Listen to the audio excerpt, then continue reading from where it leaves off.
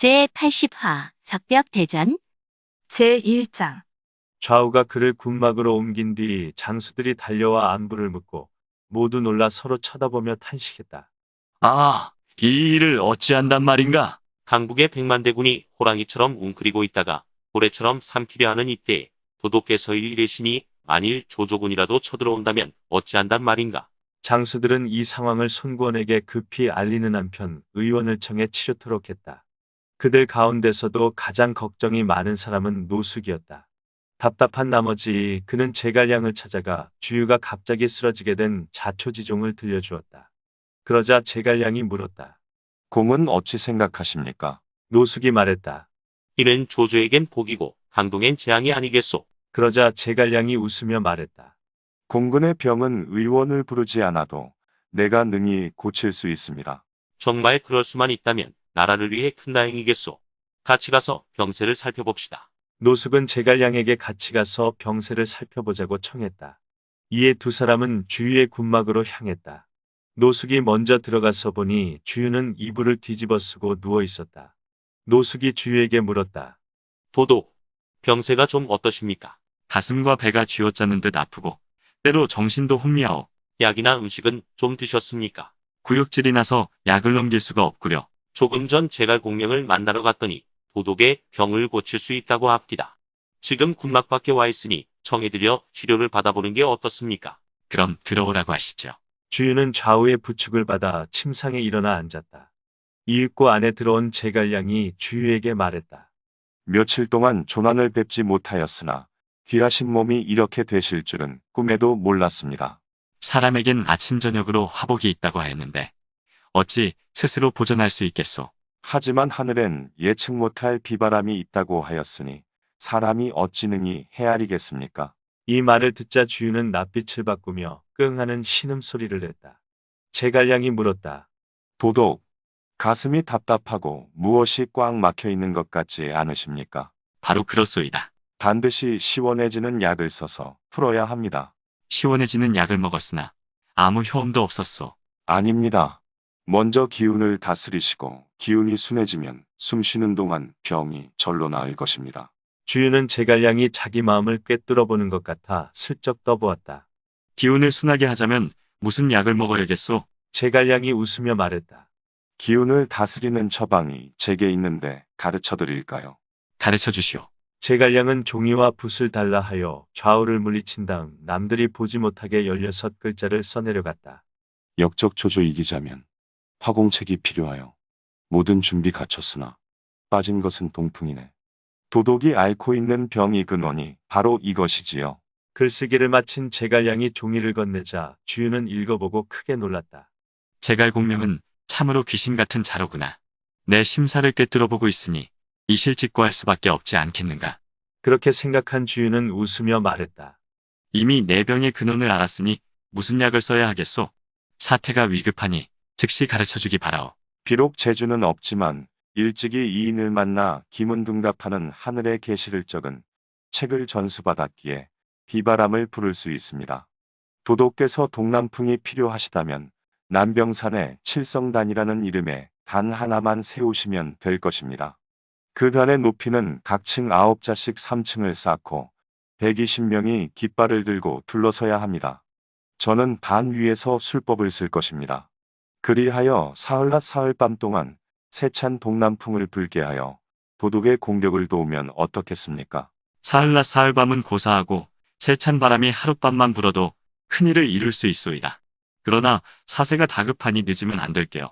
11월 20일 갑자일에 바람이 일게 하고 22일 병인일에 바람이 그치게 하면 어떻겠습니까? 이 말을 듣자 주유는 크게 기뻐하며 병석에서 벌떡 일어서더니 좌우에 영을 내렸다. 건장한 군사 500을 차출한 뒤 남병산에 보내 단을 쌓게 하고 군사 120명을 파견하여 깃발을 들고 단을 지키며 다음 명령을 기다리게 하라. 제2장 주유와 작별하고 군막을 나온 제갈량은 노숙과 함께 말을 타고 남병산에 가서 지세를 살펴본 다음 군사들에게 영을 내렸다. 동남쪽에 있는 진흙을 가져다가 단을 쌓으라. 둘레는 24장이고 각층의 높이는 석자씩 총 9자이니라. 서둘러 공사가 시작되었고 마침내 제단이 완성되었다. 1층에는 별자리 28수를 상징하는 깃발을 둘러꽂았는데 동쪽 칠면의 별자리에는 푸른 깃발을 창룡의 모양으로 꽂아 놓았다. 북쪽 칠면의 별자리에는 검정 깃발을 현무의 기세로 꽂아 놓았고 서쪽 칠면의 별자리에는 흰 깃발을 백호의 위용으로 꽂아 놓았고 남쪽 칠면의 별자리에는 붉은 깃발을 주작의 형상으로 꽂아 놓았다.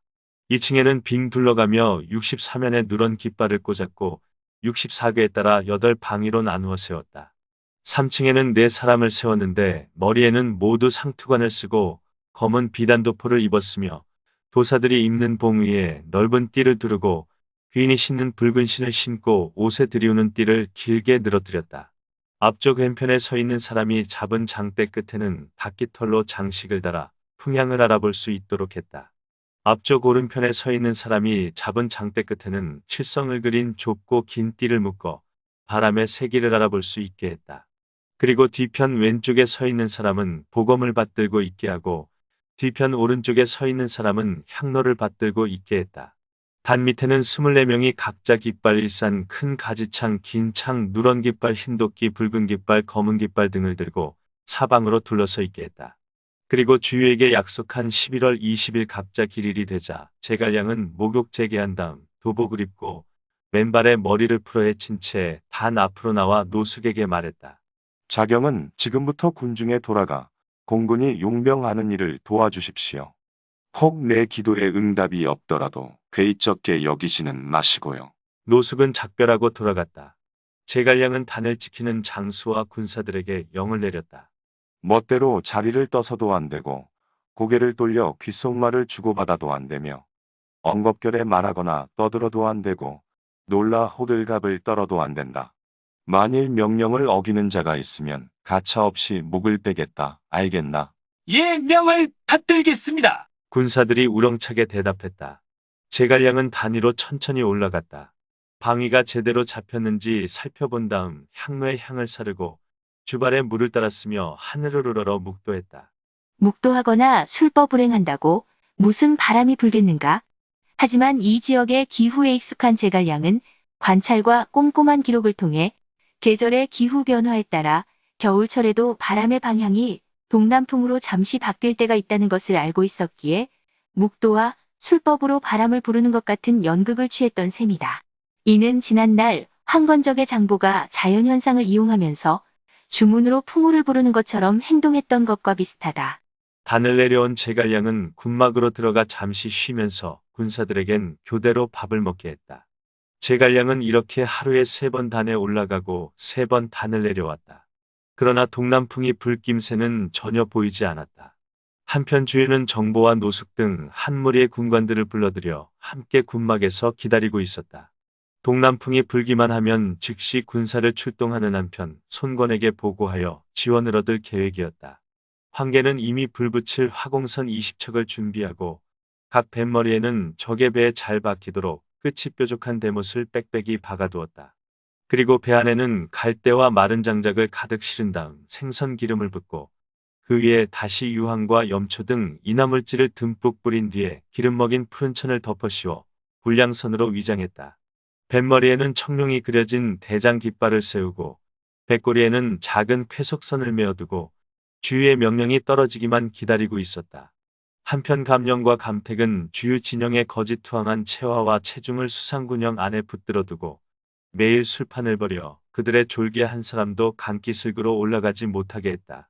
동호군은 그들을 빙 둘러싸고 물샐 틈 없이 지키는 가운데 본영 군막에서 명령이 떨어지기만 기다리고 있었다. 주유가 군막에서 한창 의논하고 있을 때 척후병이 와서 보고했다. 오후에 배가 이곳에서 80월이 떨어진 곳에 정박하고 도독의 좋은 소식만을 기다리고 계십니다. 주유는 즉시 노숙을 보내 모든 부하 군사들에게 널리 알리도록 했다. 한 사람도 빠짐없이 배, 무기, 돛, 노 등을 수습 점검한 채 대기하고 있다가 명령이 떨어지면 즉시 출동하라. 만일 어기는 자가 있다면 군법으로 다스리겠다. 명령을 받은 장병들은 저마다 주먹을 문지르고 손바닥을 비비며 싸울 태세를 취했다. 제3장. 그날 날이 점점 저물어가고 있었다.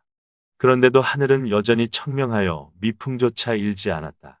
이를 보고 주유가 노숙에게 말했다. 아무래도 제갈 공명의 말이 틀린 것 같소이다. 엄동설안에 어디서 동남풍을 얻겠소? 그러자 노숙이 말했다. 제갈공명이 허튼 소리 할 사람은 아니라고 봅니다. 조금 더 기다려 봅시다. 그로부터 매우 긴장된 시간이 흘러갔다. 어느새 삼경이 되었다. 모두들 포기하고 있는데 갑자기 바람 소리가 들리면서 깃발들이 움직이기 시작했다. 바람이 붑니다. 병사의 외침 소리에 주유는 군막 밖으로 나가보았다. 과연 바람이 불고 있었다. 깃발의 끝자락이 조조군이 위치한 서북쪽을 향해 나부끼는가 싶더니 삽시간에 거센 동남풍으로 바뀌어 불기 시작했다. 이 광경을 보고 주유는 깜짝 놀라 중얼거렸다. 제갈공명은 천지조화를 부리는 비법과 귀신도 예측 못할 술법을 부리는구나. 이자를 남겨두었다간 동호의 화근이 될 터이니 빨리 죽여 후환을 없애야겠다. 이에 급히 군막 앞에 있던 호군교의 정봉과 서성 두 장수를 불러 분부했다. 각각 100명씩 거느리고 서성은 물길을 따라 정봉은 도로를 따라 남병산 칠성단으로 가라. 가서 불문곡직하고 제갈량을 잡아 참수한 다음 그 수급을 가져와 공적을 청하라. 그러자 옆에 있던 노숙이 놀라 물었다. 도독, 참수를 하다니요? 자경은 가만히 있으시오. 동호를 위하여 제갈공명은 제거해야 하오.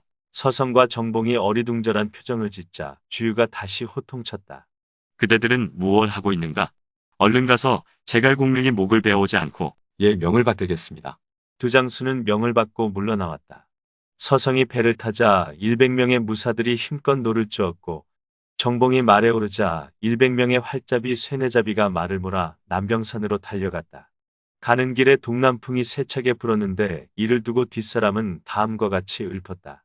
칠성단 꼭대기로 와룡이 올라가니 하룻밤 동남풍에 강물이 치솟노나 공명이 이 묘계를 베풀지 않았다면 주요 어찌 재능을 펴볼 수 있었으랴.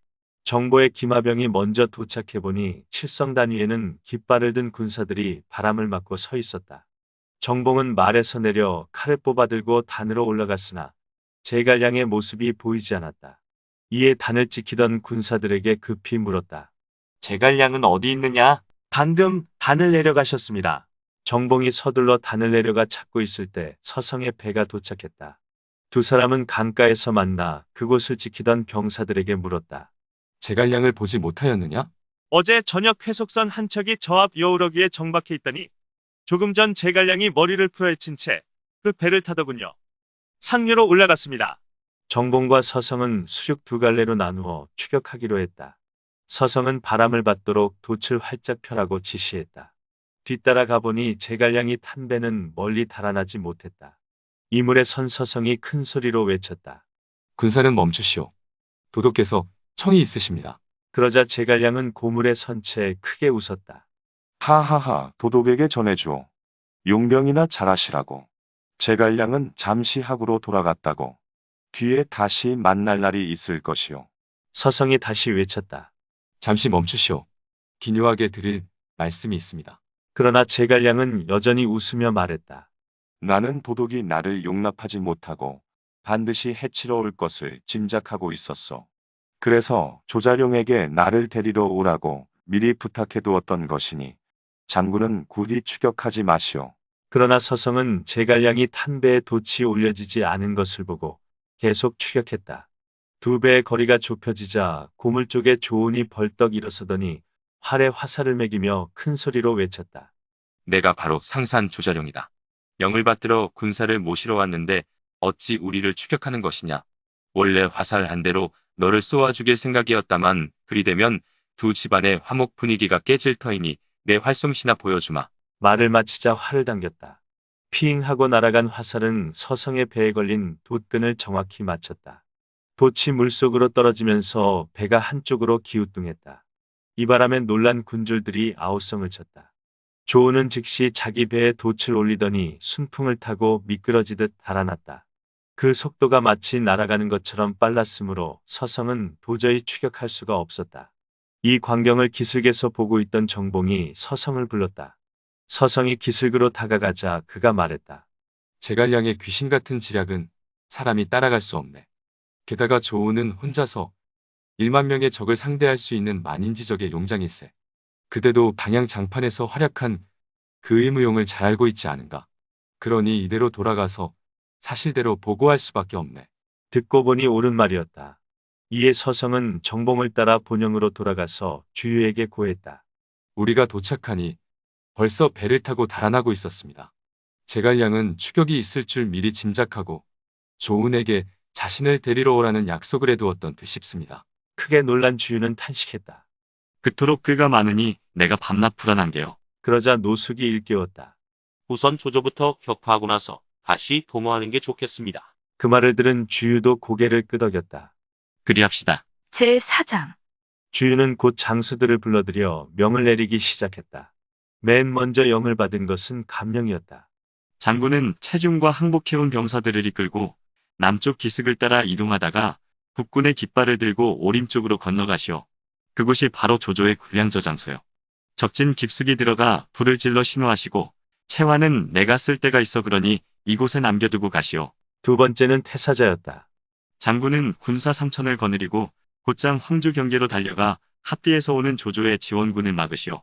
조조의 지원군이 가까이 접근하면 불을 질러 신호를 울리고 붉은 깃발이 보이거든 그것이 바로 오후에 지원병이 도착한 줄로 아시오. 갈 길이 먼 이들 두 부대를 먼저 보낸 다음 주유는 세 번째로 여몽을 불렀다. 장군은 군사 3천을 이끌고 오림으로 가 감령을 지원하고 조조의 군영과 방어 목책을 다 불태워버리시오. 네 번째는 능통이었다. 장군은 군사 3천을 거느리고 이릉의 경계머리를 막고 있다가 오림의 불길이 치솟거든 즉시 달려가 지원하시오. 다섯 번째는 동습이었다. 장군은 군사 3천을 거느리고 한양으로 건너간 다음 한수를 따라 조조의 군영으로 쳐들어가시오. 백기를 꽂은 군사가 보이거든 지원 병력인 줄로 아시오. 여섯 번째는 반장이었다. 장군은 군사 3천을 모두 백기를 꽂게 한 뒤 한양으로 이끌고 가 동습을 지원하시오. 이상 여섯 부대의 군마들이 각각 길을 나눠 떠나자 주유는 황계에게 영을 내렸다. 화공선을 안배한 뒤 병조를 시켜 오늘 밤 항복하러 간다는 서찰을 조조에게 보내시오. 그리고 다시 영을 내렸다.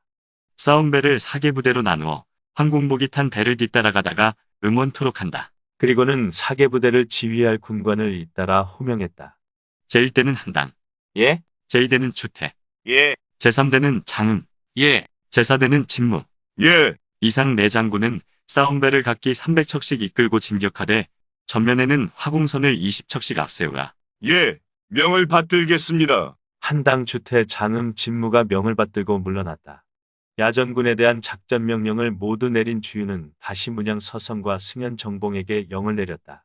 나는 우도독과 함께 지휘함에서 싸움을 독려할 것이니 문양과 승려는 좌우 호위를 맡으라. 예, 서성과 정봉이 물러나자 주유는 책사들의 대표격인 찬군교의 노숙과 덕은 감택에게 일렀다. 찬군교위와 덕유는 다른 책사들과 함께 군영에 남아 수상군영을 지키시오. 예, 노숙과 감택이 물러났다.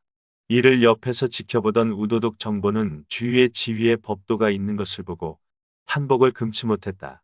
모든 배치를 끝내고 한숨 돌리고 있는데 오후 손권이 보낸 사자가 병부를 갖고 와서 소식을 전했다. 오후께선 육손을 선봉장으로 삼아 수군을 기춘과 환강 쪽으로 보내셨습니다. 오후께서도 몸소 출정하시어 뒤에서 지원하겠다고 하셨습니다. 알았느니라. 주유가 좌우에 영을 내렸다. 서산에 사람을 보내 화포를 쏘게 하라. 남병산으로 사람을 보내 깃발 신호를 올리게 하라. 이렇게 모든 준비를 끝낸 주유는 출병을 위해 날이 저물기만 기다리고 있었다. 제5장. 한편 유비는 하구에서 제갈량이 돌아오기를 기다리고 있었다. 갑자기 한 무리의 배들이 다가와 자세히 보니 유비의 소식이 궁금하여 직접 배를 몰고 온 유기였다. 유비는 성문 양옆에 외부로 돌출시켜 옹성과 성문을 적으로부터 지키는 정루 위로 유기를 청해 자리를 함께한 다음 말했다.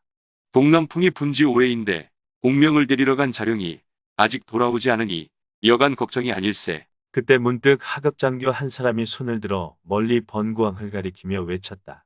저기 돛단배가 들어오고 있습니다. 아무래도 제갈 군사 같습니다. 과연 작은 범선 한 척이 순풍을 받으며 이쪽으로 다가오는데 자세히 보니 제갈량임에 틀림없었다. 유비는 유기와 더불어 제갈량을 영접하러 정루를 내려갔다. 잠시 뒤 제갈량이 조은과 함께 강기슭으로 올라오는 모습을 보고 유비는 크게 기뻐했다. 문안 인사를 마친 제갈량이 말했다. 지금 다른 이야기를 말씀드릴 시간이 없습니다. 지난번 말씀드린 군마와 싸움배는 다 준비되었겠지요. 유비가 대답했다. 물론이요.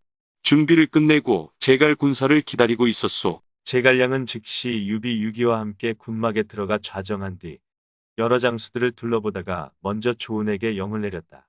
자룡은 군사 3천을 이끌고 강을 건너 오림의 오솔길에서 나무와 갈대가 무성한 곳을 찾아 매복토록 하시오. 오늘 밤 사경이 지나면 조조가 반드시 그 길로 도망쳐 올 것이니 그들 군사가 반쯤 지나갈 때 불을 놓으시오. 비록 다 태워 죽이지는 못하여도 반은 죽일 수 있을 겁니다. 조은이 물었다. 오림에는 두 갈래 길이 있어 하나는 남군으로 통하고 다른 하나는 형주로 통하는데 어느 길목을 지켜야 되겠소? 사태가 절박하니 조조가 감히 남군 쪽으로 가지 못할 것이요. 반드시 형주로 갔다가 대군을 모은 다음 허도로 떠나야 됩니다. 알겠소. 조은이 물러가자 제갈량은 장비에게 영을 내렸다. 익덕은 군사 3천을 이끌고 강을 건너가 이릉으로 가는 길을 막고 호로곡에 매복해 있으십시오. 조조는 감히 남쪽 이릉으로 가지 못하고 북쪽 이릉으로 갈 것입니다. 비가 그치면 반드시 그곳으로 와서 솥을 걸고 밥을 지을 터이니 밥 짓는 연기가 피어오르거든 즉시 산자락에 불을 지르십시오. 비록 조조를 못 잡는다 하여도 익덕은 그곳에서 적잖은 공을 세우시게 될 겁니다. 알겠소. 장비가 계책을 받고 물러가자 제갈량은 미충 미방 유봉에게 영을 내렸다. 공들은 각자 배를 타고 강을 돌아다니다 회잔병을 사로잡고 무기 등을 거두어 들이시오. 예, 세 사람이 명을 받고 물러가자 제갈량은 자리에서 일어나 공자 유기에게 말했다. 무창은 사방을 한눈에 살필 수 있는 가장 중요한 곳입니다. 공자는 즉시 돌아가서 부하병사를 거느리고 나루어 위에 포진토록 하십시오. 조조가 패하면 반드시 도망쳐오는 자들이 있을 터이니 즉시 잡아들이고 절대로 성을 떠나선 안 됩니다. 알겠소. 유기가 작별하고 돌아가자 제갈량이 유비에게 말했다. 주공께선 번구의 군사를 주둔시키고 오늘 밤은 높은 곳에서 주유가 세울 큰 공이나 구경하십시오. 이때 관우가 옆에 있었건만 제갈량은 거들떠보지도 않았다. 마침내 참다 못한 관우가 소리를 질렀다. 나는 형님을 모시고 수많은 싸움터를 누비는 동안 한 번도 남에게 뒤진 적이 없는데 오늘 대적을 만나고도 군사가 나를 쓰지 않는 이유가 뭐요? 그러자 제갈량이 웃으며 말했다. 운장은 이상하게 생각하지 마십시오. 나도 본래는 장군께 가장 중요한 길목을 맡기고 싶었지만 마음에 걸리는 것이 있어 그러지를 못하였습니다. 마음에 걸리다니 그게 무슨 말이오? 지난날 조조는 장군을 후대하였으니 장군도 마땅히 보답하려 들지 않겠습니까? 오늘 조조가 싸움에 지면 하영도로 달아날 터인데 만일 장군을 보내면 조조를 반드시 놓아보내시겠지요. 그래서 감히 보내지를 못하고 있는 겁니다. 군사는 별 걱정을 다 하는구려. 당시 조조가 나를 후대한 것은 사실이지만 나는 알량문추를 죽이고 백마연의 포위망을 뚫어 이미 그 은혜를 갚았소. 그런즉 오늘 마주친다 하여 어찌 가벼이 놓아보내겠소이까. 하지만 혹시라도 놓아보내신다면 내 군법에 따르겠소. 그렇다면 군령장을 쓰시지요. 관우는 군령장을 쓰고 나서 이번에는 제갈량에게 물었다. 조조가 그 길로 오지 않으면 군사는 어찌하겠소? 저 역시 군령장을 쓰겠습니다. 제갈량의 대답에 관우는 크게 기뻐했다. 제2인자의 지위를 둘러싸고 벌이는 미묘한 신경전 같은 것이었을까? 운장께서 화영도로 가시거든 높은 산길에 풀과 나무 등을 쌓아놓고 불을 피워 조조를 유인하십시오. 제갈량이 말하자 관우가 물었다. 연기를 보면 조조가 어찌 그리로 오겠소? 제갈량이 웃으며 대답했다. 병법에 허허실실이 있는데 듣지 못하셨는지요. 용병에 능한 조조는 그렇게 해야 속여 넘길 수가 있습니다. 연기가 피어오르는 것을 보면 허장성세라 여기고 오히려 그 길을 택해 올 것입니다. 하오니 장군께선 결코 인정을 베풀어 그를 살려보내면 안 되십니다. 알겠소. 명을 받은 관우는 관평 주창 및 500명의 무사들을 이끌고 화영도를 향해 떠났다. 유비가 제갈량에게 말했다. 내 아우는 의리를 중히 여기는 사람이라 조조가 화용도로 오면 아무래도 놓아보낼 것 같으니 걱정이구려. 걱정 마십시오. 간밤에 천문을 살펴보니 조조는 아직 죽을 때가 아니더군요. 그러니 운장에게 이런 인정을 베풀게 해주는 것 또한 아름다운 일 아니겠습니까? 제갈량의 말에 유비는 감탄을 금치 못했다.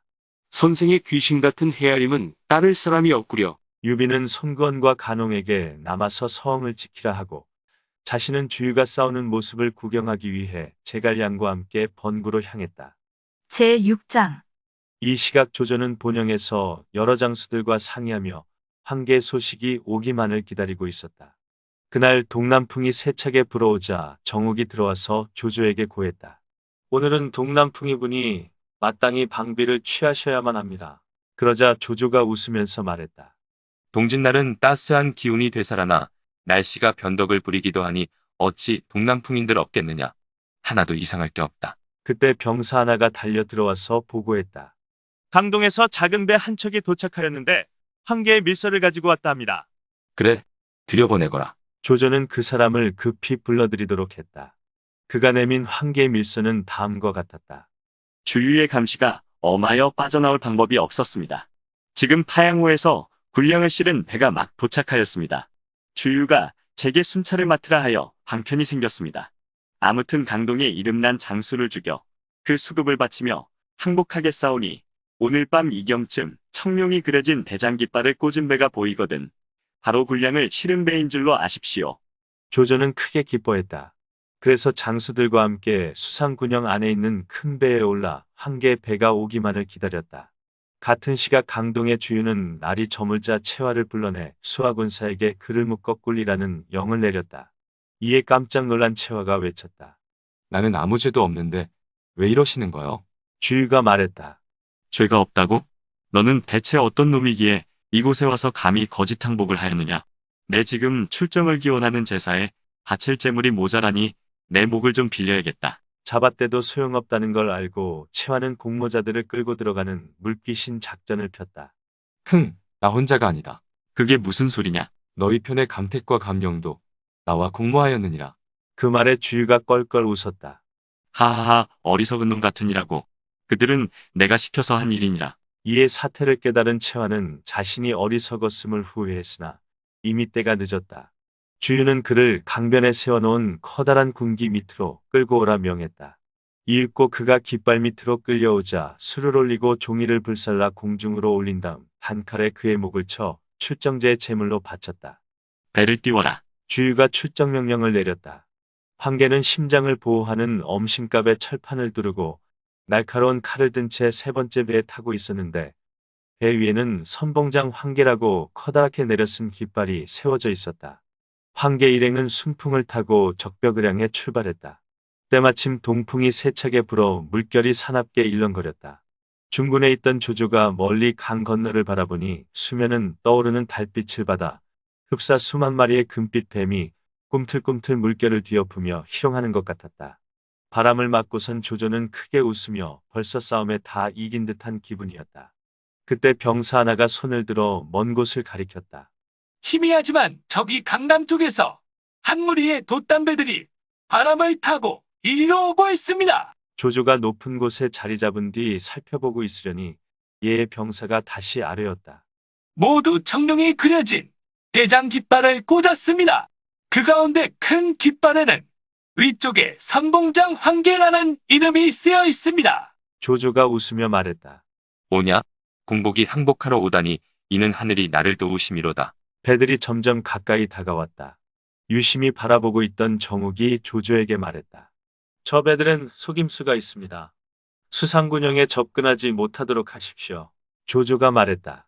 속임수가 있다는 걸 어찌 알았나? 군량을 싣고 있다면 배가 무거워 밑이 얼마쯤 가라앉기 마련인데 저 배들을 보면 가벼워서 붕 뜬 채 달려오고 있습니다. 게다가 오늘 밤은 동남풍이 거세게 부니 만약 우리를 속이려는 계략이라면 어찌 막아내겠습니까? 이에 퍼뜩 정신이 든 조조가 좌우에 물었다. 누가 나가 저 배들을 멈추게 하겠는가? 문빙이 나섰다. 제법물에 익숙한 저를 보내주십시오. 말을 마치자 문빙은 쪽배로 뛰어내렸다. 그리고 손을 들어 가리키니 연함은 척에 술라선이 문빙의 배를 따랐다. 뱃머리에 선 문빙이 큰 소리로 외쳤다. 승상의 명이시다. 강남 배들은 수상군영으로 접근하지 말고 강복판에 머물라. 문빙이 외치니 모든 군사들이 따라 외쳤다. 가까이 오지 마라. 어서 돛을 내려라. 그러나 그 소리가 미처 끝나기도 전에 피잉하는 시위 소리가 들렸다. 그와 함께 화살을 왼쪽 팔뚝에 맞은 문빙이 배 안에 쓰러졌다. 대장이 변을 당하니 배 위에서는 큰 혼란이 일어났고 이를 본 다른 술라선들도 저마다 달아나기에 바빴다. 조조의 수상군영에서 강남의 배들은 이리밖에 떨어져 있지 않았다. 황계가 칼로 허공을 가르며 신호를 보냈다. 진격! 그러자 앞에 배치되어 있던 배들이 일제히 불을 내뿜었다. 불길은 바람의 위세를 타고 위로 치솟았고 바람은 불길을 더욱 조장했다. 배들은 쏜살같이 달려나갔고 연기와 불꽃은 하늘을 뒤덮었다. 불붙은 20척의 화공선이 조조의 수상군영 속으로 들어가 박히자 수상군영 속에 있던 배들도 모두 불길에 휩싸였다. 그러나 그 배들은 쇠사슬로 서로 묶여 있어 달아날 수가 없었다. 쿵! 하는 포소리가 강 건너편에서 울리자 이를 신호로 불붙은 화공선들이 사방에서 다시 벌떼처럼 몰려들었다. 일이 되니 적벽 삼강의 강물에 보이는 것이라고는 바람을 타고 날아올라 하늘을 가리고 땅을 뒤덮는 시뻘건 화염뿐이었다. 조조가 강기슭에 있는 육상군영을 돌아보니 이미 그곳도 여기저기 불길이 치솟고 있었다. 황계가 작은 배로 뛰어내리자 뒤에 있던 부하들이 따라붙어 배를 몰았다. 연기를 무릅쓰고 불 속으로 뛰어들며 조조를 찾았다. 형세가 다급해진 조조가 강기슭으로 뛰어내리려는데 때마침 장효가 작은 배를 한 척 몰고 왔다. 장효가 조조를 부축해 작은 배로 내릴 때 큰 배는 이미 불길에 쌓여 헐헐 타오르기 시작했다. 장효는 10여 명의 수하들과 함께 조조를 호위하며 나루터를 향해 나는 듯이 달아났다. 황계는 작은 배로 옮겨 탄 붉은 도포가 조조일 것이라 짐작하고 배를 재촉했다. 그리고 손에 칼을 들고 큰 소리로 외쳤다. 역적 조조는 달아나지 마라. 황계가 왔느니라. 조조는 어찌할 바를 몰라 연거푸 겁먹은 소리를 질러댔다. 그러나 장효는 활을 들고 침착히 기다리고 있다가 황계가 가까이 달려들자 힘껏 시위를 당겼다. 이때 황계는 바람소리와 타오르는 불길 속에 있었으니 어찌 시위 소리를 들을 수 있었겠는가. 어깨에 화살을 맞은 황계는 강물에 떨어지고 말았다. 읽어주는 고품격 삼국지는 다음 화도 계속됩니다. 이번 이야기를 재미있게 읽으셨다면 좋아요와 구독을 눌러주세요. 그리고 작품을 해설하는 프롤로그도 꼭 읽어주세요.